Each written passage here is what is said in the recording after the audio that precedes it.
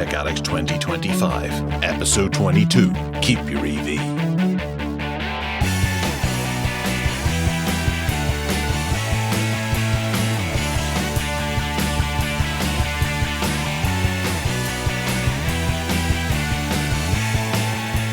This week, will your EV continue to work as it gets older? A new ceramic mechanical PC keyboard, the Galaxy XR, examined.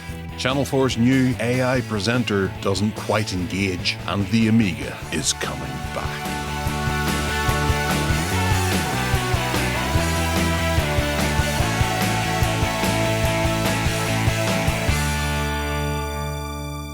Hello and welcome to the Tech Addicts podcast. It's me, Gareth, and I'm joined, as per usual, by Ralph. How are you, Ralph? Sorry, Ted. I'm all right. I'm all right, thank you, my lovely. It's the last show of the season again, and unless people are living under a stone somewhere, that means we won't be back till December after today, and we're very sorry that we shortchanged you in October season by one show, but tough titty, eh? Weather report from North Wales is that it's rainy and getting cold and wintry, and this is just great. What's it like there? It's rainy and it's, well, I'm going to say it would be cold, but I turned the heat on last week. And the house is warm, and my garage is warm, and yeah, it's all good here. Bled the radiators too, loads of them. Yeah, so we're running at optimal heating settings. I'm actually considering buying a dehumidifier. Just for, drying things indoors. I haven't done that before. Mm-hmm. I think that prevents against mold and that sort of thing, so you can just hang up stuff indoors rather than using your tumble dryer all winter. That sounds like a perfect topic for whatever works. Our podcast, which will be linked to via tedsalmon.com. Slinky, if anything. The other thing is, of course, that it's the first day of the clocks being on the right setting for GMT, which is what it was supposed to be, instead of changing it every bloody summer. So, yes, the clocks are right again. It is. That happened last night. I didn't actually notice it. Yeah. Uh-huh. I've got 2 clocks that need to be done manually. Oh, no, 3 with the cooker. But most of them, yeah, you're right, most of them are just done, aren't they? Yeah, they're all automatic now. Thank goodness for internet-connected devices, eh? There's at least one bonus there. But yes, all the other ones I just let go and try to remember, because there's no point in having the big ceremony of, getting out the instruction manual and clicking on the button and holding that button in and then trying to do it. But this one does it a bit differently, so I have to do it that way. And when will they get rid of it? Well, never, I don't think, because every single year it gets talked about and nobody ever does anything about it, and it's just ludicrous. Anyway, that's a topic. That's another whatever works topic, isn't it? It is, yes. Well, it could all be resolved later this year whenever 3i Atlas comes around and annihilates us all. If various news reports that keep coming through on my Google news feed, because I was interested in it, but instead I start getting all this rubbish about how it's actually a mothership and an alien fleet and it's dropped off troops on Mars. I'm like, what did I do? I just liked a bit of science. All of a sudden I've turned into Independence Day. I've got a tinfoil hat that I've ordered off Amazon. It should arrive in a couple of days. So yeah, Google targeted advertising doesn't actually work. Give me some proper news reports, the sciencey ones. Do the scientists have to deal with this as well? Where they're maybe looking up astrophysics and things like that, and all of a sudden they get, did you know that there's actually a cone on Mars that's made by Martians? Oh, for flip's sake. Sorry, ranty. Kurt Kaufman has ranted about his electric car, and it's generated a wee bit of chit-chat about the future of cars in this world and how EVs are going to be like computers and smartphones and pretty much useless in coming years. What do you think, Ted? Yeah, I think he took his car in. Well, I think his title of his post was "My car is bricked." So I'm not quite sure what was bricked about it, but his point of the post was that um, EVs, particularly in the car world, have become so dependent on computers and software that we have to wonder. He says whether we will remain dry. They will. I'll start that again. We have to wonder whether they will remain drivable for a period of time comparable to traditional cars. Yeah, that's the point. Really, is that we've got used to now cars lasting an awful long time for those that want to use them. Like 20-year-old cars in regular use is not unheard of. But his point is that, like phones and tablets and other computing devices, the life expectancy of their usefulness may become much shorter. And EV cars will not be 20 years old. I have to say that when I went into my motorbike shop with my scooter, with my previous one, not the one I've got now, they refused to look at it. I said to them, they said they haven't got a compatible machine to do the service. All it wanted was a service. I said that it's got a 4-stroke engine. All you need to do is a basic service, but they just wouldn't touch it. Wow. And that was the end of it, and I had to go foot 25 miles to a dealership somewhere else that had a machine that was compatible with it. That's On the other ridiculous. hand, What? well, yeah, exactly. To be fair, it was a main dealership, and if I had, the, it's a bit of a long story. But The it's a main mechanic, dealership, not a computer technician. Why do they need a computer four-stroke exactly. engine? A The, computer. to be fair, that main dealership now in Abergele, where I live, has been closed, and a independent one has opened. And when I took my scooter to this new group of people, they did do it. They took the argument, but the previous lot, who used to be running this place, they wouldn't touch it. I think you On the describe them other as hand, gits, don't you? yeah. On the other hand, says Ed House, this sounds like EV whining from Kirk Hoffman, pining for the mechanical days when 30 miles per gallon was good enough.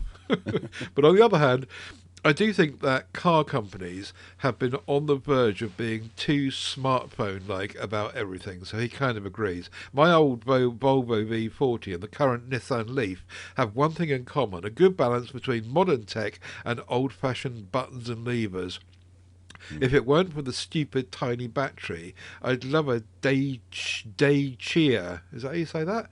Dacia? Dacia or Dacia or Dacia. Dacia Spring, with the most basic of setups, and just have things as simple and reliable as possible. My next option would be the Hyundai Hyundai. Insta. Hyundai? Hyundai. Inst- Hyundai. Well, Hyundai. look, my dad has got a Hyundai car, and there's a Hyundai dealership in Abergele, and everyone pronounces it Hyundai. So And they're up wrong. yours. With this very practical setup, and Hyundai Kia being very good at getting the basics right. So anyway, the whole point of this thing is that yes, cars are turning into smartphones, and we have to wonder about whether they're going to last the 20 years or plus that we have got used to cars lasting. Oh yeah, yeah. I've had terrible problems in the past. After my father passed away, I had his Mercedes MLK for a little while, and it was one of the worst cars I've ever had. The speed sensors kept breaking on the wheels, which meant the car was pretty much undrivable, and it cost £400 to replace the speed sensors, and it was really pissing me off every time I went back and went, oh, it's very rare that the speed sensors break. And it's like, this is the third time in as many months. Like, oh, right, okay. £400 a pop. No, I'm not having that. Thank you very much. Take the car back. And you know, it's what is the point of a speed sensor? You know, and it does it actually necessitate causing the entire car to not work whenever it goes faulty? And I don't understand that. And yes, you're right. As cars become more like phones, and after a couple of years of support, is the manufacturer going to go, no, it's time to turn your car off now, and you need to buy a new one? Yeah. Oh, right, okay. Can I go and get Cyanogen mod and install it on my car? No. Ah, right. Yeah. Okay. Yeah. This is, I think, the fear. Um, Yeah. but Whereas you so, go out, as we were discussing the Philippines earlier before the show, you go out there mhm, and they've got all the old American Jeeps that they've turned into, what is it, jeepneys, I think it is, the modern yeah. taxis, and they keep mechanical engines just running because they do. They're made out of metal. They kind of last forever. You can replace the rubber parts and you can re-oil them and get them all going. And that's what they do. And those things date Yeah. back to the end of the Second World War. Fantastic. As long as long as you've got someone that knows how to service them. Yeah. My dad did his apprenticeship on the Morris Minor in 1958, and if you put a Morris Minor in front of him now, he'd still be able to service it and do it. But he hasn't lifted the bonnet on his car for decades now because he's just basically said the same thing. He doesn't know how cars work anymore. He famously says he gave up when the electric windows came in. When window winder handles went away, that was the end of him. Yeah, but even if you open up a car's bonnet now, it's all compartmentalized with black boxes here, there, and everywhere. I remember putting my dad's Yeah, BMW and going, "Where is the engine? Is it inside this box or this box?" yeah, Yeah, you couldn't see it, and there's nothing nicer than opening up a big mechanical engine and seeing, an American muscle car or something like that, big shiny chrome exhausts and things like that sticking out and wires and it looks like a proper engine thing. Whereas now, where is it? Under the seats with a big battery that might need to be replaced, and it's half the value of the car already. Anyway, yeah. yes. I guess it's one of those things, it's 50-50. Some people like EVs, some people don't. Some people are happy enough to change their car every couple of years. Some people aren't. That's the No, but I way. think this all started before EVs came along. You know, a long time ago, they were plugging cars into computers, Mhm. and at that point, we, as I say, my dad kind of gave up, and so it's not just about EVs. It's about the evolving technology of car, um, just software dependent cars. I think. Yeah, well, it's one extreme to the other. I I quite like the idea of getting an EV and keeping it for a few years and then passing it on to someone else, and it ultimately is going to become their problem, and someone somewhere is going to buy that car and go, ah, right, Yeah. now it's been Whoops. it's been discontinued, or there's no more software updates for it. A bit like buying a phone from CEX. Exactly. You need to do your research, I suppose. Anyway, into Mm. the news where there's stuff happening. I suppose actually it's worth addressing that. Do you remember Amazon went down this week? Was that this week? Start of this week? Or Yeah, yeah, it did. Yeah. that was exciting for some people. Imagine if your car was hooked up to that. Can't start it because Amazon Cloud Services is down. Great. I wasn't prepared to cover that topic today, but I did see an article go through yesterday in the tech news that said that Amazon have fully explained exactly what went wrong, but I didn't deep dive into it to find out. But yeah, it ended up only being for a few hours, I think, but of course it ended the world. I think the big takeaway was how many big companies, including, for example, Microsoft, are using AWS infrastructure to stay online. And you think to yourself, well, surely Microsoft have got their own stuff, but no, they're all using someone else to host everything and keep it going. I will emphasize that's the takeaway again, because that takeaway has already been realized in the past. Remember when Cloudflare went down, or that other company, Cyber, whatever it was, that was behind Microsoft, whenever it went down, and they were like, "Oh yeah, all reliance is on that company. If it screws up, then everything's screwed. Your car won't Mm, start in the morning, and you won't be able to make coffee." yep. Yeah, So yeah, there's too much reliance, and I think all the big companies are going right. Well, one of the other big companies can go and can do something about it. We're just going to carry on paying these lower rates for Amazon. They probably just bring the prices down a wee bit and then gradually rise them back up again until such a time that something else goes wrong, and then they'll lower the prices because oh yeah, well that's the way it is. Indeed. Anyway. The Keytron Q16HE8K is a fully ceramic keyboard that stands out for its beautiful reflective appearance and durable build, being made of ceramic, that is. It features some advanced TMR switches and an 8,000 hertz polling rate, but it lacks wireless connectivity and has a very loud space bar. I did notice that they were given off about in the wee article here, which is over on XDA Developers. It offers a premium typing experience and the sounds, and it's missing various wireless reports and things like that. So there's sound issues, and it costs around $230, which seems a bit over the top, but it's on Kickstarter now. Ted, you seem to be excited about this. Would you like a ceramic keyboard in your life? I think I would, but only because of the aesthetics of it. You know, I mean, practically speaking, it's not going to be any different to any other mechanical keyboard, I guess. But yeah, ceramic is just so. It's like getting something made of Bakelite, like a 1940s telephone. You think, oh, that's lovely, and lovely to touch. Never been done before, as far as we know. I mean, someone might have done this, but the Keychron are claiming that they are first, I think.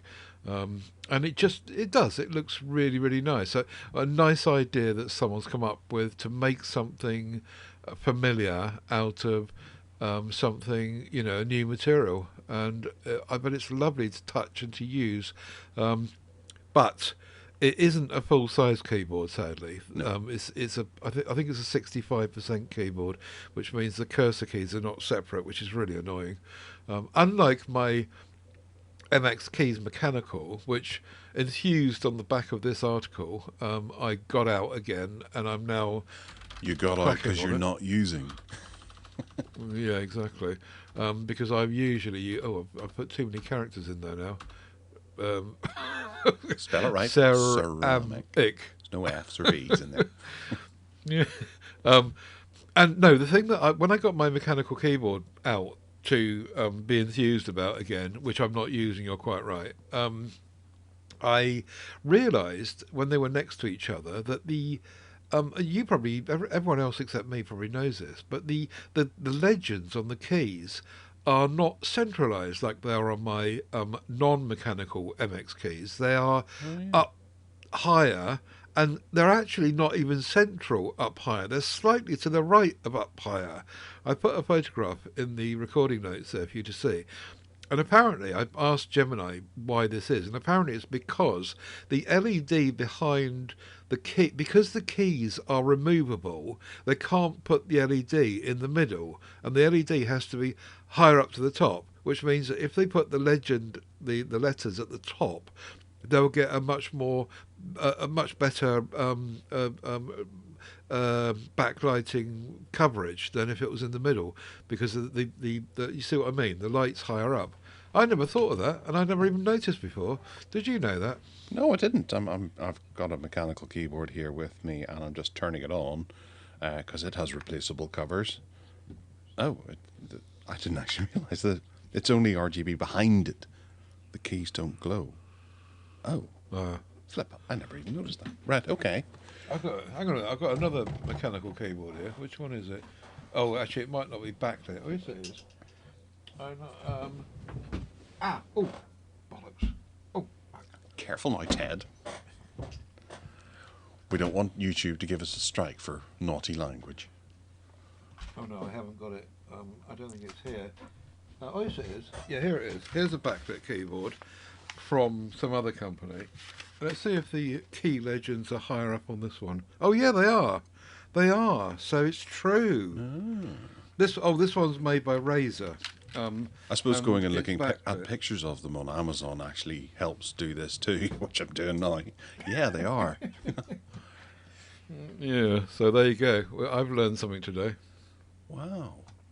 Yes, I've learned something today too. And so has some of the listeners.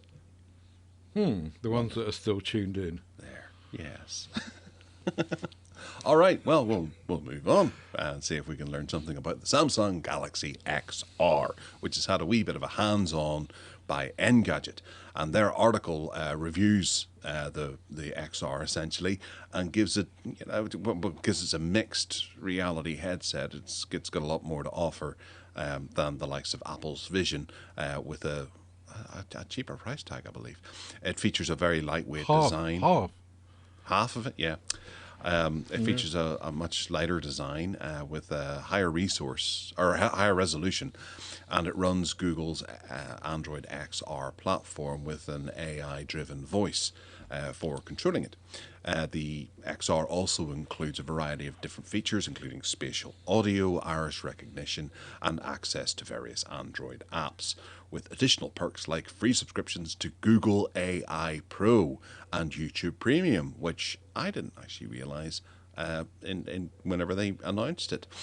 It doesn't replace your smart glasses, which you may have bought from Meta or Ray-Ban or something like that, but it does showcase a potential, the potential of mixed reality and virtual reality, or augmented reality and virtual reality, which is mixed reality. Is that a term, mixed reality? You can invent it. No, I think we'll carry it over to Engadget there, because they're the ones that mentioned it, so they can take it. What do you think, Ted? Are you gonna not buy one of these? I think they're very silly, and I don't see that they're going to sell, frankly.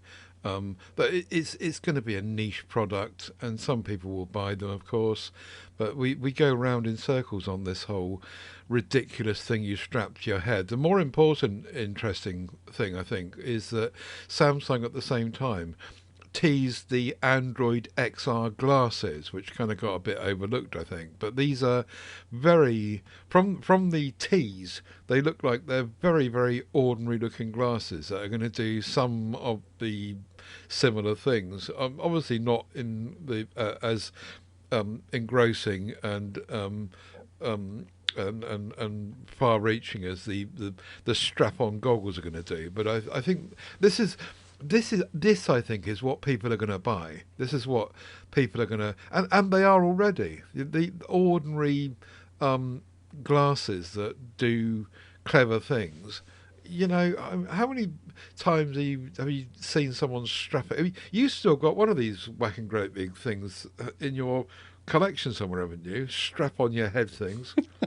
I don't have a few strap-ons in my collection. I do have, yes, the Google. Not Google. What was it called? The Samsung Oculus VR, Gear VR. Oh yeah, that you put a phone into, right. And it's covered in dust, and I don't have a phone that fits it anymore. But exactly, I've I held rest on my to case. it because I always quite liked it. I did use it quite a bit.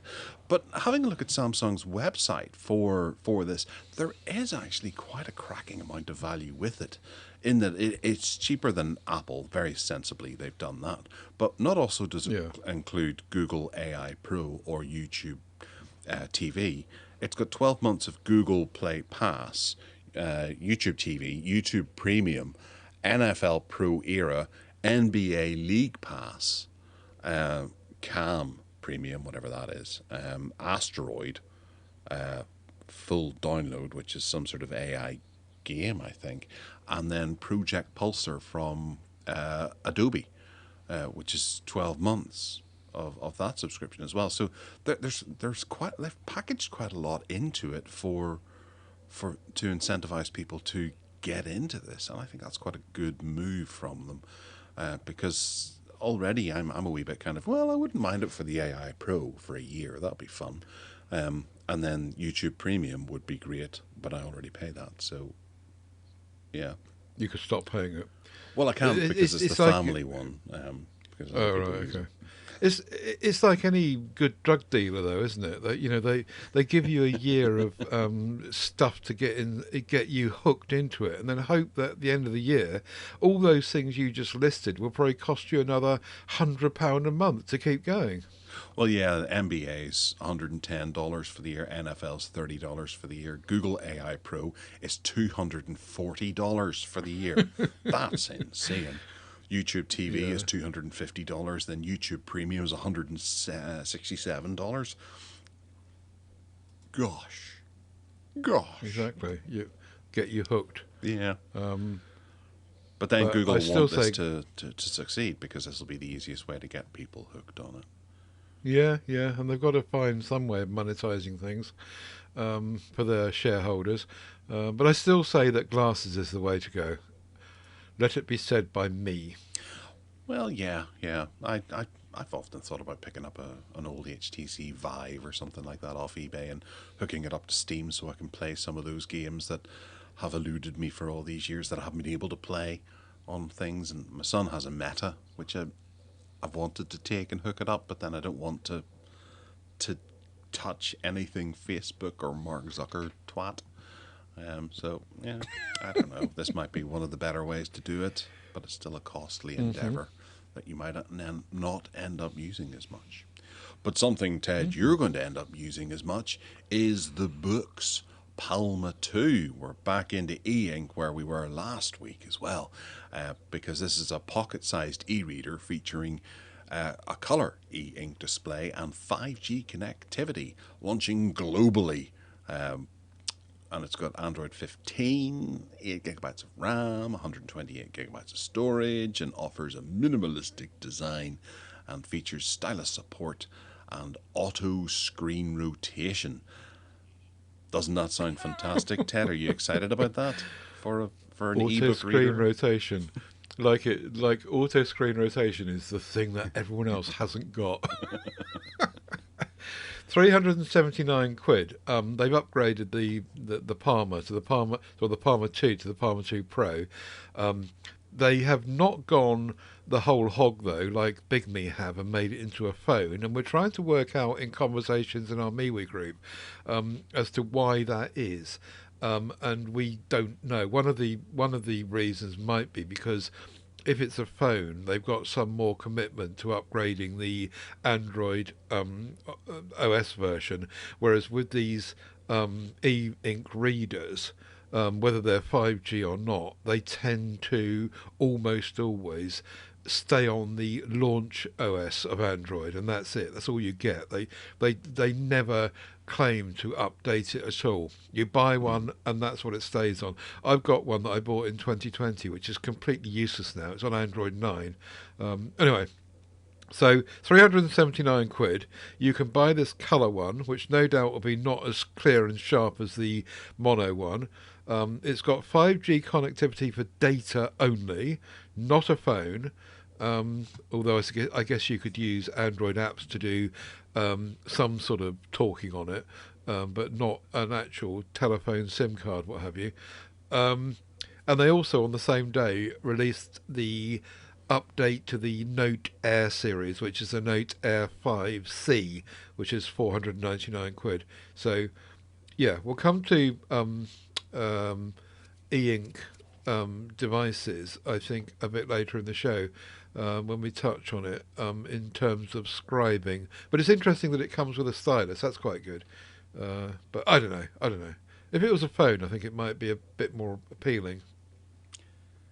Yeah, I can't get into these at all. Gloss over. Yes, I wouldn't want to spend that amount of money on an e-ink screen. I know it lasts forever, but it just sounds like there's too many issues with this, and being able to take the books out of the box and not get any updates is frustrating. Crap. Yeah, You're much better off really getting a TCL device with next paper technology, yeah, because it's not far off being much the same, but you get the benefits of it being a phone. Well, not with a tablet, but with a phone you do. And you get some commitment, not huge, but you get some commitment to OS updates down the line. But you also now, of course, get Google Play system updates, which is what makes things safer. Which the e-ink devices don't. Anyway, yeah. The news here is that there's a new one out, but it's not a phone. Yeah. Well, any of those of you who are just joining us should be aware that Ted currently lives in a static caravan. And it sounds like he's actually looking to downsize because he's now looking at a solar-powered camping tent with an air conditioner on the top of it that might satisfy his needs. This uses a composite tarpaulin fabric that collects solar energy to regulate the temperature, integrated cooling, and functionality, directing it into the tent structure. The design aims to enhance the comfort and sustainability during camping trips and Ted during the summer. Yes.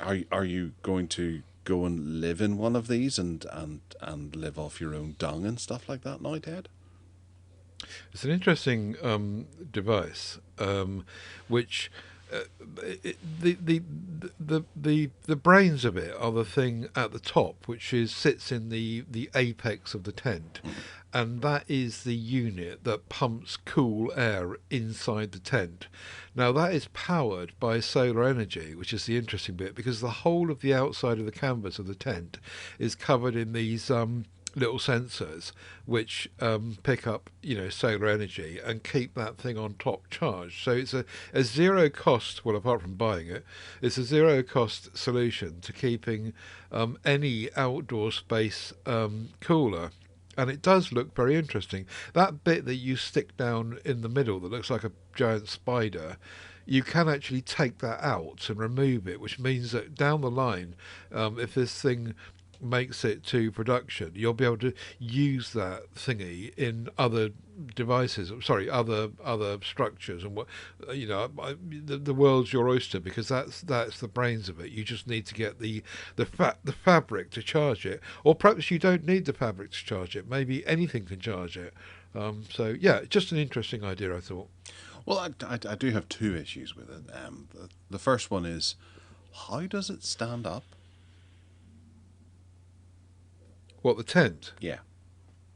Well, it's just in a traditional way. You've got lines, guy ropes holding it down, and you peg it down. But what holds it up? A central pole, I think. I don't see that anywhere. Oh no. Then it's the tension of the wires that hold it from guy ropes. But that doesn't account for gravity. Gravity's going to be pushing it down. The guide ropes are going to hold it in place, but it's still going to collapse because it's centrally and top heavy, I suppose. But that's one thing. The other side of it is it doesn't mention anything about wind and rain, and if you were to take this camping and all of a sudden the weather was to turn, is it still going to function? You wouldn't need it to be cool then, would you? Because the wind and the rain would keep you cool. But you're already there, and say you're up Ben Nevis, where you like to go frequently, and you set this up thinking, it's going to be a wonderful stormy or a wonderful starry night, but you maybe misread the weather report, and it turns out it's a stormy night, and you're sitting out in this going, oh crap. Do you have to have another tent beside you that you can go to that's got water resistance? And then take this down. I'm suspecting a slinky link here into the next item. No, I've forgotten exactly what the next item is. I'm just poking the holes in this tent thing because I think it's the next. Well, if you poke holes in it, then it's going to be no good at all. The next item is the strong inflatable £6,000 tent, which has been tested to withhold 112 mile an hour winds. Oh right, I missed that one actually. Yeah, okay. And that does look really interesting. Can you imagine? I mean, if you were up Everest or something, and they've got pictures of people using this in, snowy conditions and windy conditions, and it's just, I don't quite understand how it works, but it's a clever combination of the materials that they made it with, the inflatable, presumably self-inflating, hopefully, I'm going to blow this up by mouth, tubes that crisscross across the whole outside of the structure, And they're claiming that it, is built for ridiculous climatic conditions. Well, it has, what is it, 10 mounting points. I much prefer this tent over that other thing. Although I could say that you could maybe put the other one over the top of this, but it's got 10 mounting or points that you harness this to the ground, so that makes it a good bit stronger. And then obviously that the way that connects to the actual tent itself and the ground sheet and all that is paramount to how this actually works. But there's an inflatable weave, or like a baskety effect that goes over the top that kind of holds everything in place, and it's all well made out of proper good materials. If you were to buy this off Temu, it would probably be rubbish. So this has been designed to aerodynamically not be quite so prone to blowing away, and it's well harnessed down. If you look at the first picture, you can see it's actually on ice, where they've attached it to the ice. If you were to try and attach it to the ground, it depends on the ground and the moisture of the ground and all that as to whether or not it's going to blow away. It's a great inflatable tent, up to 112 miles per hour, which is extreme. So I think 40 miles an hour is particularly bad. Being more than double that is absolutely extreme. And perhaps they're maybe going to send it to, I don't know, Venus or something like that, which has ridiculously strong winds, or as you say, up Everest or Ben Nevis or somewhere like that, which gets really, really powerful winds up there as well. The strongest wind that I ever experienced was Storm Arwen, and it was 90 miles an hour. Yeah. And honestly, I went outside and I could not stand up. I couldn't walk. I was just being virtually blown over, and I very quickly went back inside. And I think you also got the brunt of Storm Arwen up there. I think it was 2020. But this 112 mile an hour, I was just thinking that if this tent had been in the garden, it would have been really interesting to see if it survived. But that was only 90, not 112. Yeah, but at that speed of wind, buildings don't even survive. Roofs come off, and buildings collapse. So this is got a lower center of gravity. It's a lot closer to the ground as well. Generally, as you get higher, wind speeds get faster. So you pick a sheltered area to be able to put this up, more so than in the middle of an ice sheet in the middle of a 112 mile an hour storm. But it can do that in the event that the weather changes dramatically. And perhaps it's going to, with more and more extreme weather that we seem to be suffering from these days, without mentioning the dreaded global warming thing. And don't, when you get inside it, light a log fire. No. Or get in with Ted after he's had a couple of tins of beans. There'll be wind like you've never seen before. All right. Next up is Channel 4's use of an AI-generated presenter who has a name. Oh yeah. And I actually didn't realize when I first saw her that she was AI-generated, and thought, they've got a new presenter. But now I know. And she presented an episode of Dispatches called "Will AI Take My Job?" This is an episode that explores the potential of whether or not AI is going to take some of the 8 million UK jobs that could actually really well happen, and be a lot cheaper and easier to manage than having to pay someone and deal with their sick and holiday leave and all that kind of stuff, and them needing training and stuff. So, Ted, we could be replaced by AI, couldn't we? Quite easily. Very easily, yeah. Of all people, we could.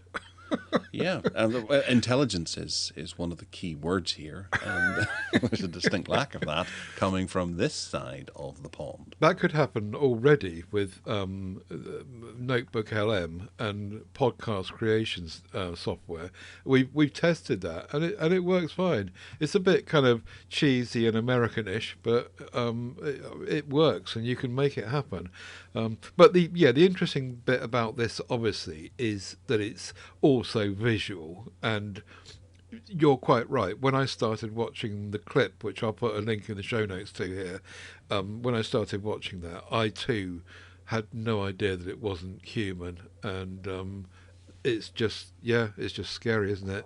And I think most people will agree that it's a bit scary. And yeah, the whole jobs thing is an obvious side issue. And what are people going to do for a living? Well, I would say yes. We can certainly entertain the idea that jobs are going to be replaced by AI at some stage in the future. But for every time that it's suggested, there's something like, was it Deloitte put out an earnings report or something like that a couple of weeks ago that was AI generated and full of errors, and they were a bit red faced about it, and had to retract it and go back and do it again, because AI just dropped the ball. And you see it all the time. I've been using AI quite a lot.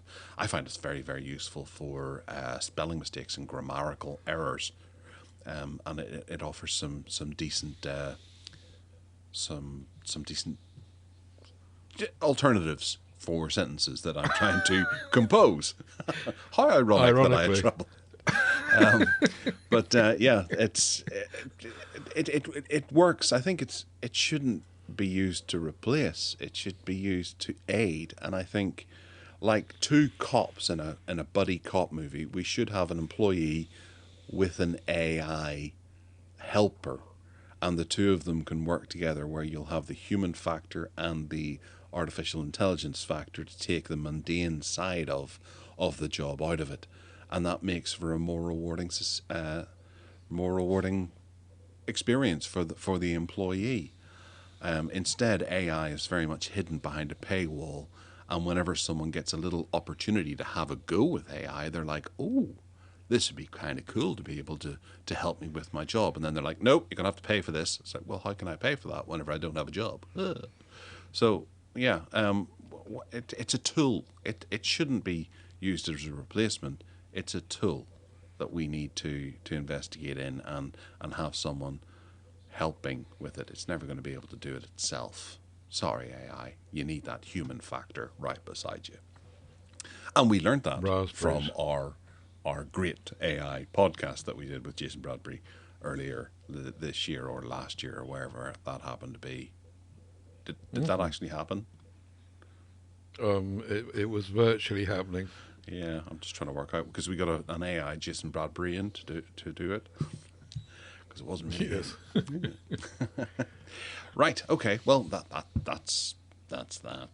I don't see AI as being as getting rid of as many jobs as they're going to get rid of, but it'll certainly get rid of a few. Take a letter will be done away with. Secretaries, that kind of thing, will be done away with. Mm-hmm. Which isn't half the workforce.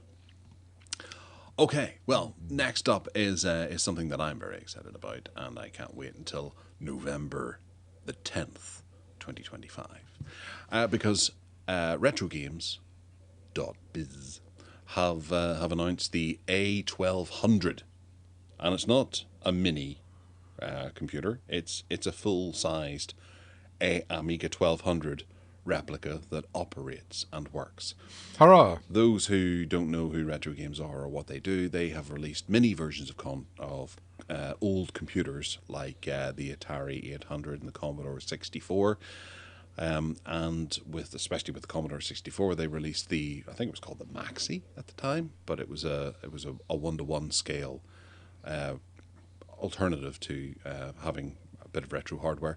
It was a hardware emulator that allowed you to actually re-experience the world of Commodore 64. And now they're recapturing that, having done the A500 Mini, which is a very small version of an Amiga 500. They're doing a full-size replica of the A1200, which will run Workbench, and it has 25 games built into it, and a carousel that allows you to choose from them, or you can have it boot to a regular A1200 operating system, depending on what you want to put on it.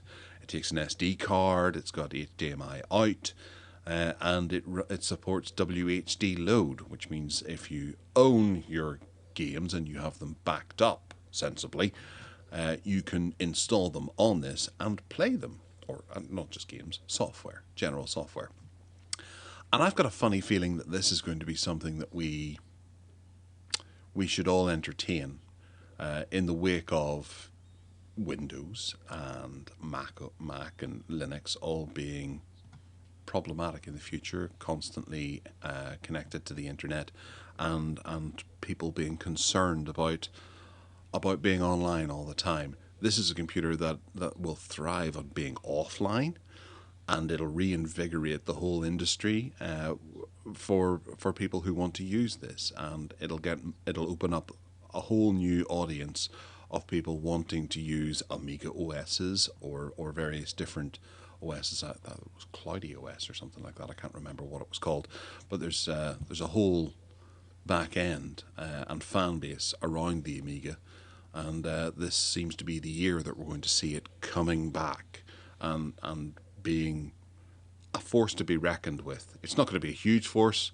It'll take some time, but I hope this is the first step toward people going, actually, having an Amiga would be a really good way for us to do things, to work, to play games without having to go online and deal with all the issues that we have with the online services, the subscriptions, the licenses you're sold, not the actual game you're sold.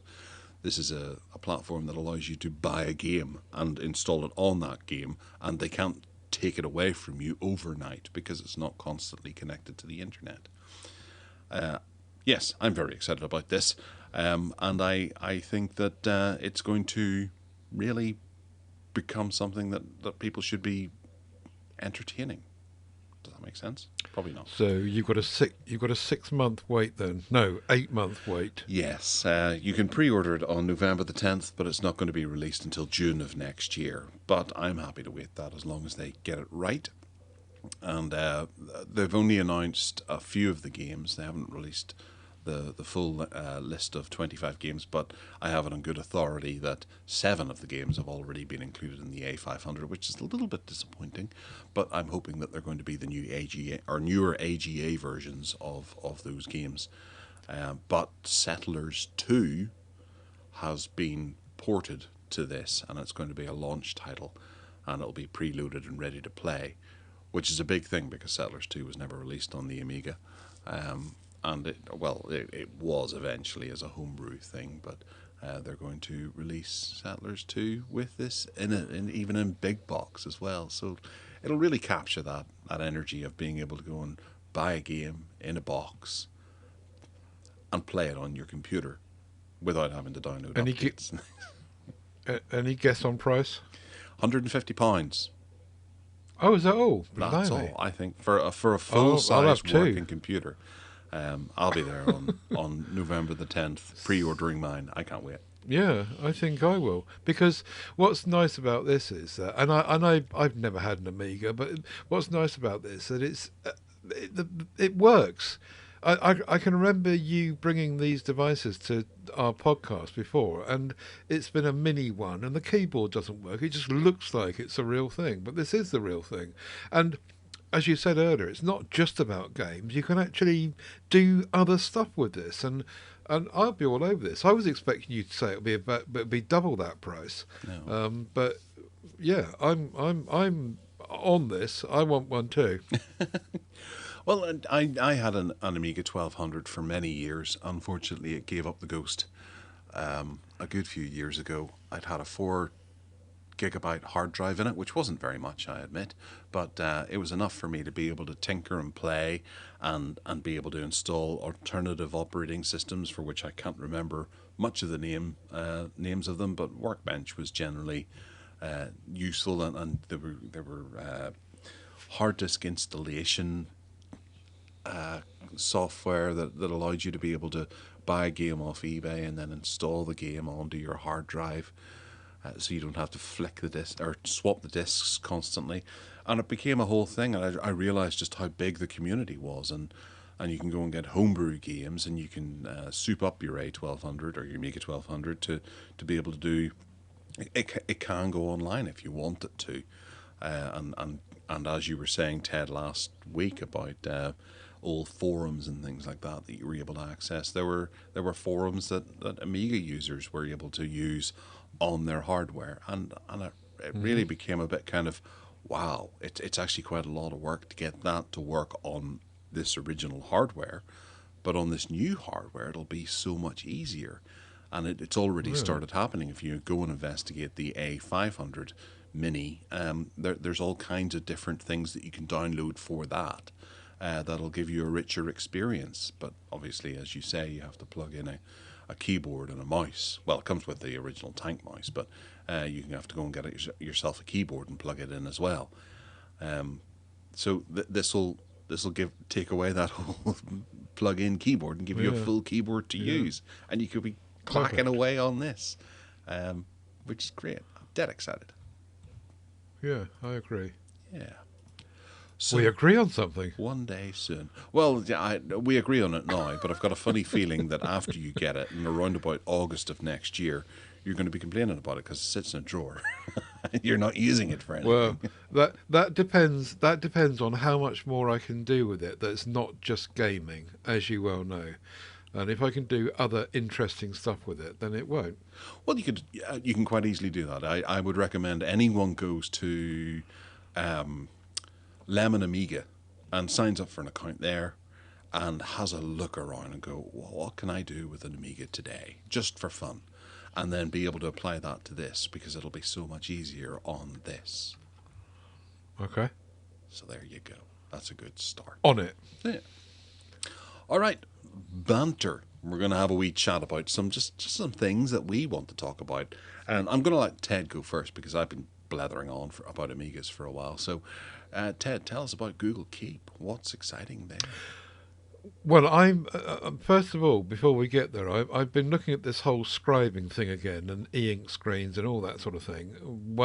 Ways to use electronic scribing, of writing down notes and all the rest of it. And even I've come to the conclusion that you might be right about paper and pen. Fair enough. I bow to your superior knowledge. I'm not right about it. It's just tried and tested.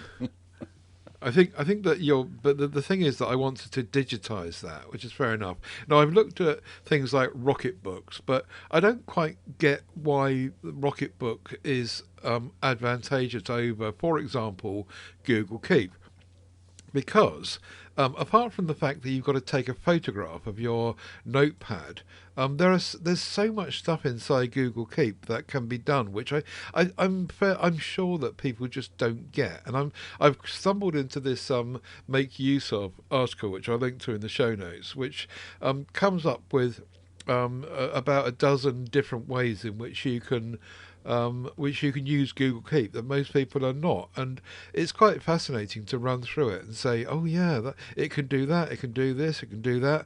I'll highlight a couple of them, which is like the crossover with Google Docs and Google Drive. Copy and pasting text and then resaving out to your Drive documents.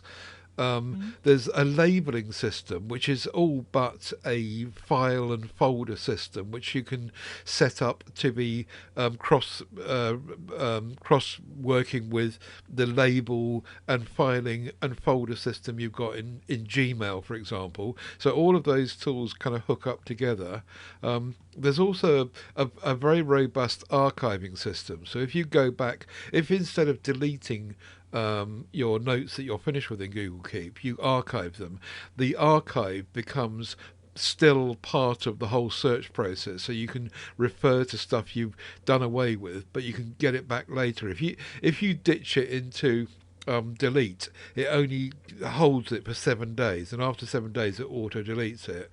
But the one that I was coming to was about turning handwriting into searchable text via OCR, effectively. So you've got, like you said, a paper and pen. You make notes of what you want to write about, keeping it as neatly as you can, of course, and then you just photograph the page with your Android phone or Apple phone or whatever it is, dump it into Keep, and the OCR just takes over.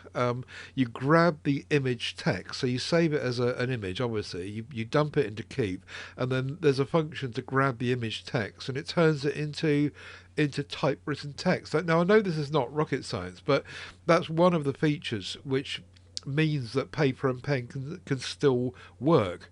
And that's the bit of this whole thing that I started out looking for. And I think that taking photographs of pages might be the solution. You can further, there's more points here about speaking to it as well. So if you want to dictate your thoughts to it, you can just quickly put I've actually got a shortcut on my desktop where it just instantly opens the dictation tool, which you can't do anything much with in terms of pausing and what have you. You just need to talk, and when it thinks you've finished talking, it will then save a note in Keep, and then you can digitize it later if you want to, and make it into a transcription. And there's clipping the web stuff going on. There's a to-do list. So the to-do list, which is probably the one that most people using Keep are familiar with, which is to do a shopping list or something. But it's much more powerful than that as well. You can embed stuff, and it will also talk to Gmail, and you can send to-dos across between Google's products, and so on, really. So there's just tons of stuff in Google Keep, which I just was interested to be reminded of by this article, which I'll link to. But mostly that thing about who needs an e-ink tablet if all you want to do is scribing. If you want to use it as an e-ink book reader, that's, I guess, different. But if you just want something to scribe with and to be able to save it electronically, then here's an answer in Google Keep. And I recommend it strongly. They launched another note-taking app as well, didn't they? Who? Google. Well, there's Notebook LM, which you can do pretty much what you like with. Yes, you can stuff stuff into there. What's the difference you can between also that send and stuff. Google Keep? Well, because Google Keep has got lots more tools going on. It's not just doing that one thing. You can also send stuff to Gemini if you want to. So if I take a photograph of my handwritten page, and then send the file, the image to Gemini, then she will then change it into a transcription of what's been said. So yes, all of these Google tools, the point is that they all work together, and you can use lots of different ways to do it. The advantage with Keep is that it's just got lots of other aspects to it which were also useful. But yes, you're right. I mean, I think you're right that to some degree a lot of these Google tools work so well together that you can do things in different ways. Okay, all right. I do like Keep. I've used it for years, but recently I kind of moved away because I wanted to take my stuff off of other servers, big corporation servers, and do my whole self-hosting thing. And I've moved to Obsidian, which I do quite like quite a bit. Although, whenever you start moving into these note-taking apps, you think, oh, it's just a note-taking app. I'll be able to throw some notes up there and just use them as you like. But they're so ambitious, and they've got all kinds of different features and things like that. And it sounds like Google Keep, whilst it was incredibly simple when it first launched, is now becoming more and more complex, not complicated, but complex, with various different ways to try and make the most out of your notes, because note-taking is so important to people in their personal lives and professional lives.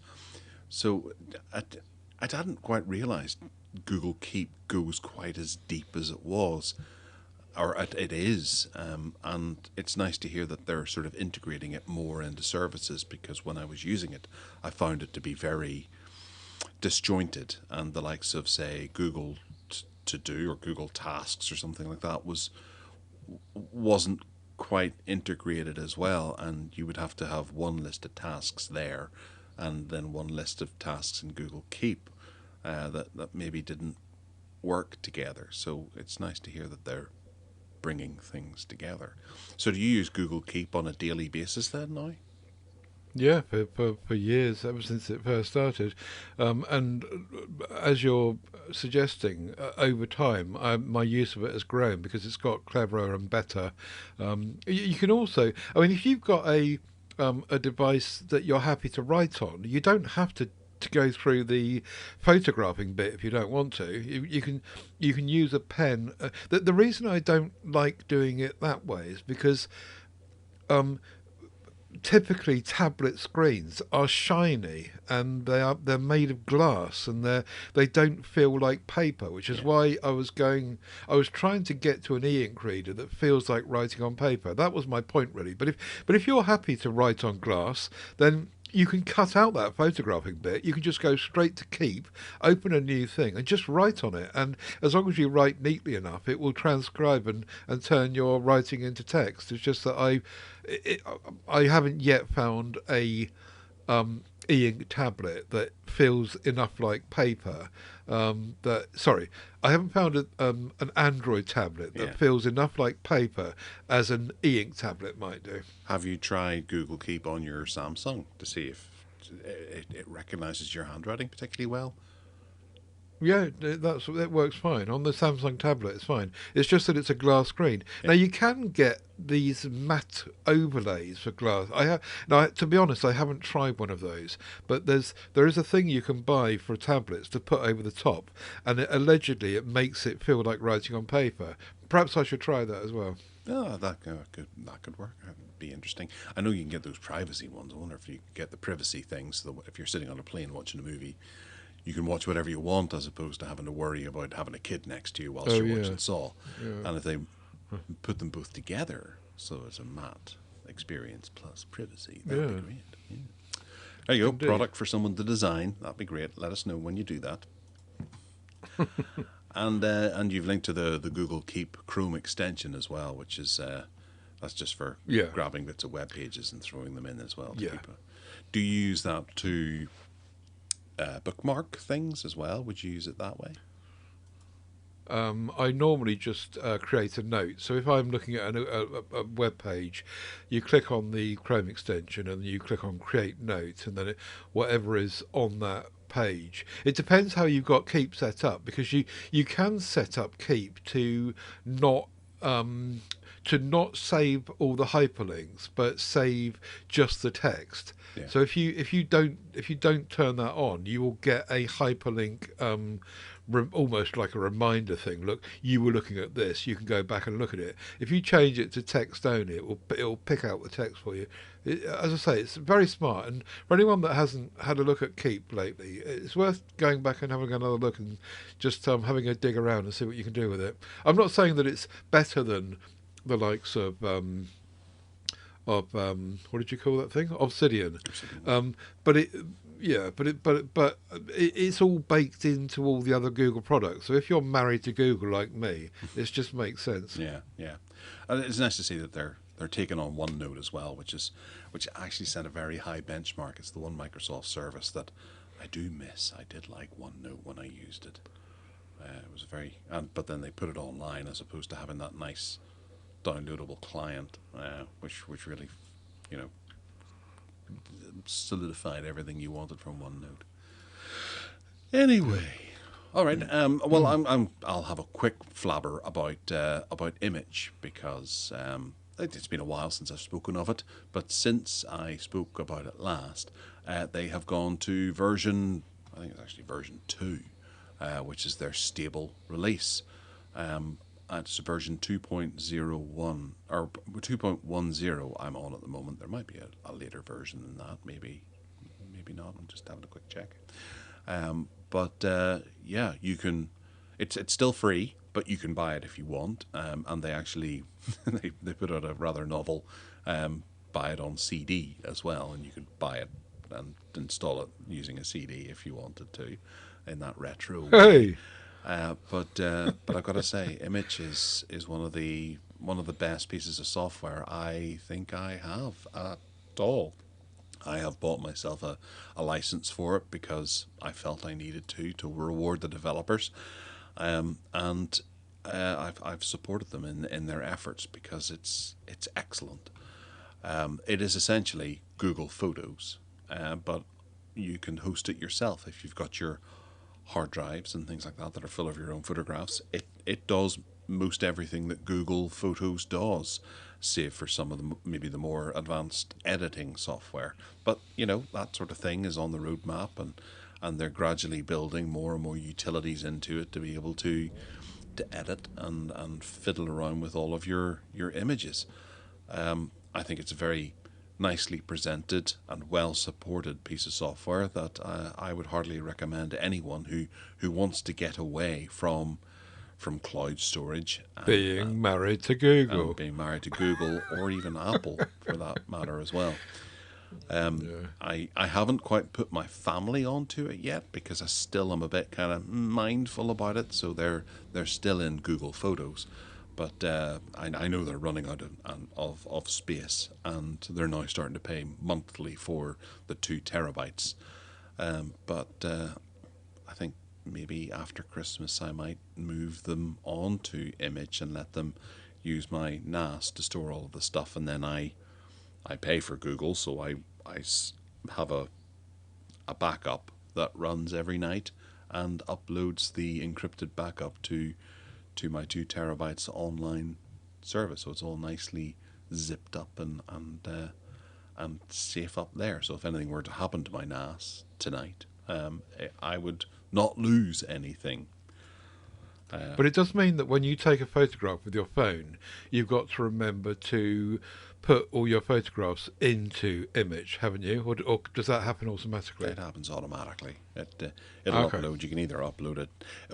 There can be a bit of an issue in that if you're doing it to your NAS and you're away on holiday or something like that, you have to open up a port to be able to let the phone communicate with Immich because it's self-hosted and locally hosted. But there's ways of doing that, tailscale and that sort of thing, that'll allow you to back up on the go. But it's Okay. generally not encouraged to have an open port on your NAS for people to exploit. But Hmm.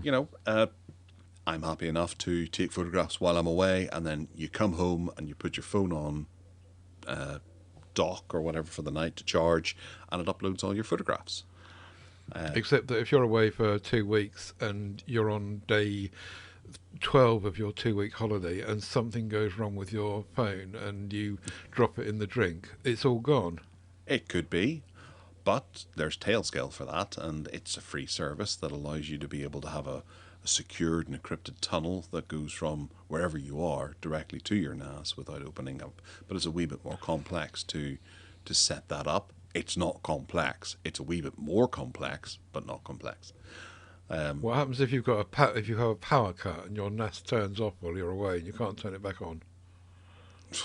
Well, what happens if Amazon Cloud Services goes down? Yeah, you could lose the stuff off your NAS, but everyone backs up their stuff, and it's encouraged that everyone backs up your stuff.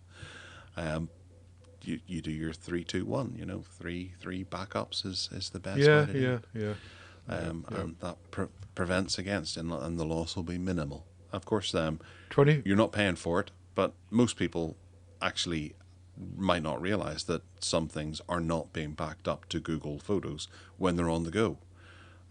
Especially if you're on holiday and you're on day 12 and you're on roaming, you might not want all your photographs to be getting backed up because you might end up having to pay roaming fees on your Yeah, phone. So yeah, if you okay. drop your phone in the drink, you could lose everything. Yeah, yeah, that's true. But assuming that you get to Wi-Fi in your hotel or whatever, then it's likely to back up. I've just noticed that this costs $25, so it's not hugely expensive, is it? Well, it costs $25 if you want to support them. If you want the individual Yeah, license, you don't have to pay that. yeah, It's free. no, yeah, But I would encourage anyone who uses this for any length of time to consider paying them because it of it's course. so much cheaper than paying for Google Photos or iCloud, Hmm. and offers a slightly lesser experience whenever it comes to editing tools. But everything's there, and you can always take the stuff out whenever you get home and edit it whatever service you want to use to edit it. They've got some merch as well. You can get you can get t-shirts and hoodies with Immich on them. Yeah, yeah. It's a whole thing, and I think everyone who's now in this Immich bubble is really happy with the service that's being provided, and most people are quite happy to fork the money over. I know that there is discussions about FUTO or Futo taking on the Immich thing, and the owners of Immich might not be terribly happy about it, but it's all free and open source, so Futo could take it and start to do their own version of this, which I would ask that people exercise caution if they enter into that version of it. What's Futo? It's a free and open source way of doing things. You can get Futo keyboard and stuff like that, but the CEO, from what I've read, is a wee bit strange, and has strange agendas. I don't want to say too much about him in case he's listening. You never know. I don't want to cause the man any offense or anything like that. But reading some of his stuff, it's a bit kind of it's a bit wacky and out there for my tastes. And I don't fully feel that the free and open source approach that he's using is as free and open source as he would like to say it is. Say no more. Yeah. But as it stands, going to immich.app will allow you to start your journey into this. And even if you're still using iCloud and Google Photos, you could have this running in the background and test it out and have a play. It doesn't cost you anything. And it's another way to back up your photos, I suppose, and have a local copy of them there. Mm-hmm. So, yeah. Much love to Immich. Cool. Very much worthwhile. Yep. All right. Well, that's my banter over. We could head into the bargain basement for some cheapy things. And I think the first one's actually mine. It is. The Amaze Fit BIP, BIP, is a 6-inch smartwatch at 46 millimeters. A 6-inch smartwatch? No, sorry. The BIP 6 is a smartwatch at 46 millimeters. Sorry. And it's got a 14-day battery, a 1.97-inch AMOLED display. It's got GPS built into it and free maps. AI's baked into it as well. Bluetooth calling and texting. It does all your health and fitness and sleep tracking and that sort of thing. It's got 140 plus workout modes. I didn't know there was 140 plus workouts in general. All I have is that Angela Lansbury fitness video from years ago. Yes. And it's got 5 ATM water resistance, whatever, the actual meters or something like that. I don't know. But it's dropped in price from £80 down to £63.49 in the white version. The black version is £69.99, and the pink version, Ted, is £63.49. And there's a grey version of £63.49, and the orange one is not available, actually, sold out. It runs Android. It's got 512 megabytes RAM, Bluetooth, all that kind of stuff. It runs on Android. Yes. It doesn't run Yes, Android, yeah. It's compatible with Android, or it's designed for Android. Yeah. And it looks like a really nice, fairly cheap smartwatch alternative that you don't have to charge every day. It looks a lot like an iWatch or an Apple Watch, and it plugs in, sits down or you plug in the wireless pad and set it down, and away it charges. Cool. Good looking. I've never had an Amazfit device. I'm very aware of them, but I've just never had one. I guess it's not Wear OS, so some people would think it's a dumb watch like my Motorola one or my Nothing watch or CMF watch, whatever it's called. But it does all the basics, doesn't it? It does. It might do someone somewhere who just needs it. Talking of watches, I've noticed that the Galaxy Watch Ultra in white is 50% off at the moment at £299. Now, I know that most people have by now probably got the Galaxy Watch Ultra that want it, and probably didn't pay much more than £299. But this is on special offer. Don't get the orange one though. It's, as far as I'm concerned, it's the most capable smartwatch in existence. Not that I've tried an Apple one, but one of the things I really like about it is the good speaker on it, which you can use to play music on, which I do regularly. Anyway, £299, 50% off from the RRP at least, and worth a look. That's for the white one. The black one is still. It is the expensive. orange. Or no, the orange one is more expensive. Yeah. Is it available in black? I saw some pictures of it in black, or maybe that's just with a different strap on it. There's that word again, strap on. Right. Yeah. Next up is the Logitech MX Master 3S, which is opening to the... No, it's not. Never mind. I clicked the wrong link. This is one of the best mice ever made. And it's got a significant price reduction because the successor is out, the Logitech MX Master 4, which is very, very, very good looking. I very much want one, but I'll just wait for the price to drop a wee bit before I buy it.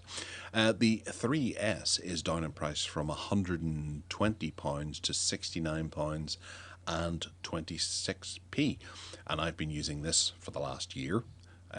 I adore it. No, wait, I have the 3, not the 3S. I didn't buy the 3S. The 3S, I think, has it's got silent clicky buttons. That was the one difference, I think. And I was close to buying it, but £100, £120 for less clicky buttons is a bit of a waste of money, if you ask me. So if you're looking for a wonderful mouse and don't want to pay the earth for it, this is a no-brainer. At £69, 26p, you'll be exceptionally happy and be using it for the next, I don't know how many years, until the 4 comes down to that kind of price. Ted, you've got one of these as well, don't you? Until the battery is dead and you can't charge it anymore. So who knows how long that'll be. You still plug it in. Bring back AA batteries, I say, in Mises. Do you not have one of these? I've got the one that is... What's my one called? It's the Logitech... It's the simple-looking one, not the one that's kind of sideways with buttons on the side. And it's just simple-looking. The crap one. This is the good one. It works perfectly for me. I've had an MX Master 3 series device, and I sent it back because I just don't like it. I don't like the way it feels in my hand.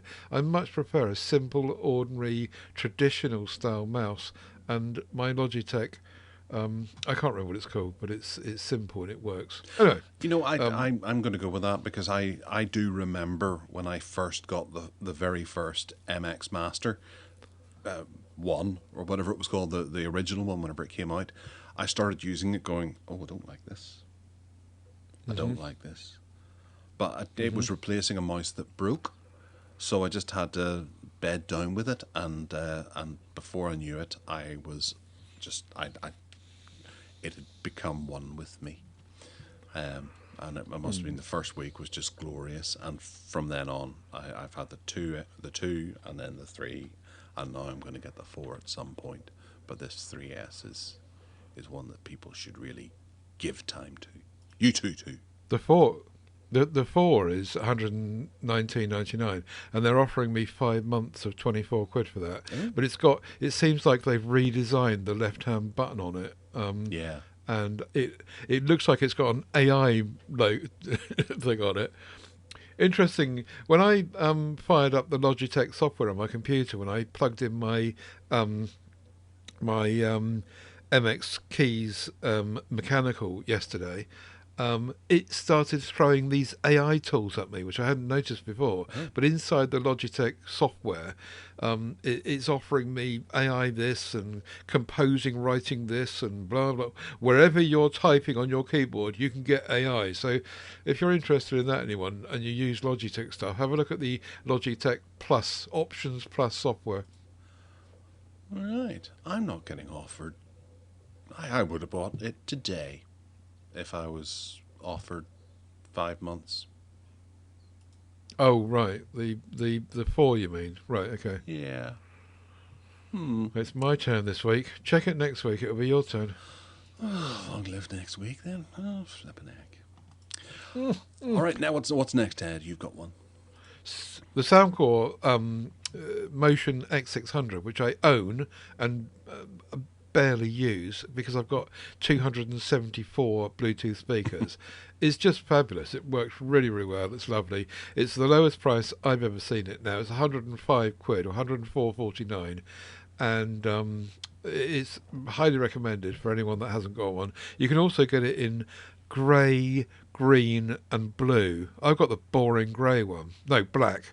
I got the boring black one, but I quite fancy the green one. That looks nifty. Anyway, yeah, 104 quid, lowest price ever. Nice, nice. Well, we'll stay with Soundcore actually because the P30i, which is a little set of noise cancelling earbuds with a box to put them in and a battery that lasts up to 45 hours of playtime. It has been dropped in price from around about 40 quid down to 23.99, and it's available in a variety of different colours, including white, pink, green, blue, and black. So all the colours are available. And it looks like a nice little set of earbuds. I have the slightly newer ones, the P41i's, and I adore them. But I'd fully recommend these because at that price, they're wicked.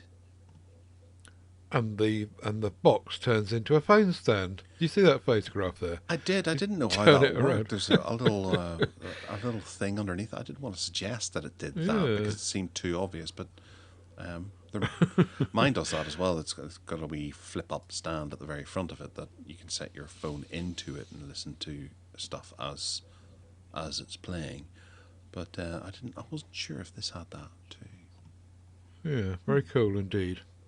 Right, now if you've got a motor car, which I haven't, there's a interesting little U-green car charger thingy, 90-watt charger, which you stick into your cigarette lighter socket, if your car's still got one, and you got a pull-out cable, which pulls out, I think, for about a metre. I did see oh, here it is, 70 centimetres. So you can then charge whatever device you want to plug into with that cable at 90 watts. But it's also got a USB-A and a USB-C charging port on the top of it as well.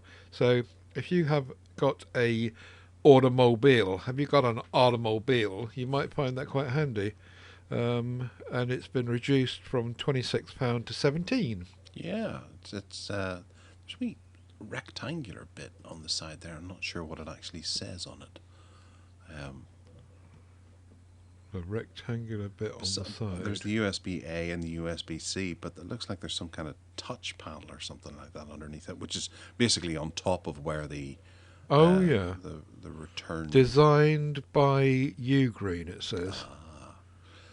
Well, there's a number of these on Amazon, but I'd say that Ugreen would more than likely be the more reliable choice out of all of them. I don't recognize some of the other brands that are doing this, but yeah, I like that. Look at that, 16 quid. It's pretty darn good for the consideration of being able to charge someone else's phone in the car, or bits and pieces of drone or whatever if you happen to have one. Yeah. Cool, nice one. And the last one, sticking with Anker once again, because their stuff seems to always be on sale, is the Anker Prime Charger. This is a 200-watt, 6-port GAN charging station.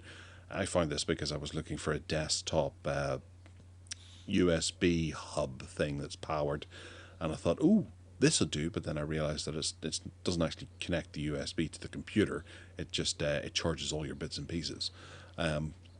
But it's down in price from £70 down to £55, and it's got 2 USB-As and 4 USB-Cs, which are intelligent charger things, IQ chargers, and a total output of 200 watts, which is really quite cool. It's a decent looking device, and I think it's very desirable to have one of these on your desk, charging all your bits and pieces, should you need one. Ted, do you need one? It's interesting how it's so much cheaper than the pretty much the exact same thing that's got the panel readout on it. It seems 250 like watt you one. pay a real you pay a real premium to get that LED panel or whatever it is to give you all the data that looks very, very pretty. But yeah, this looks great. 200 watts, 6 ports. What, you can't go wrong, can you?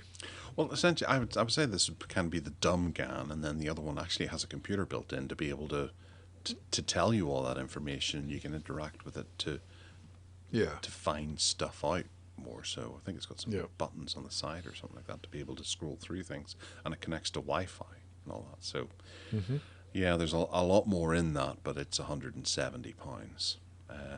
Yeah. But you buy one get one free. Oh, good. Everyone needs two.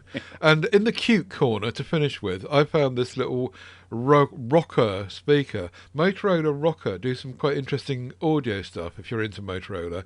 And this little speaker, which looks a bit like the Soundcore little dinky things, or the Sony ones, and it's nice and cute and cubic, and it's called the Rocker 300, and it's been reduced from 35 quid to 21 quid, and me with my 274 Bluetooth speakers, of course, doesn't need one, but I just thought it looked pretty cute, and I wish I did. It does indeed.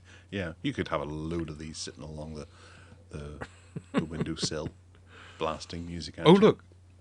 £7.29 for 3 months. I'm getting offered on that as well.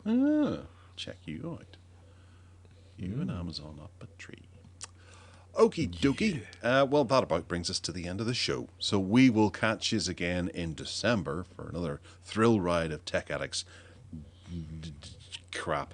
And have a lovely November. I believe it's going to be a wet one. Ted, any plans for November? Not to get burned. And the best way to not get burned is not to go to a fireworks display. So unless one falls on your head after it's fizzled out, then you can be sure not to get burned. Yeah, I heard fireworks last night, actually. But I suppose Halloween is now. It's this week. So, yeah, they're probably just testing them to make sure that they're all good. It's a good idea. Yeah. Test them all before the day. Yeah, good call. The other thing I'm going to do before December is to encourage people to buy me a coffee for all the stuff that I do. PayPal.me/Ted Salmon is where you can do that. And I thank you very much in advance. And that will help me to get my coffee in for Christmas. TedSalmon.com is where I live on the web, but most of the time I spend in our MeWe groups. And there's links in TedSalmon.com to all our MeWe groups and audio podcasts and everything. So what about you? Where are you found online?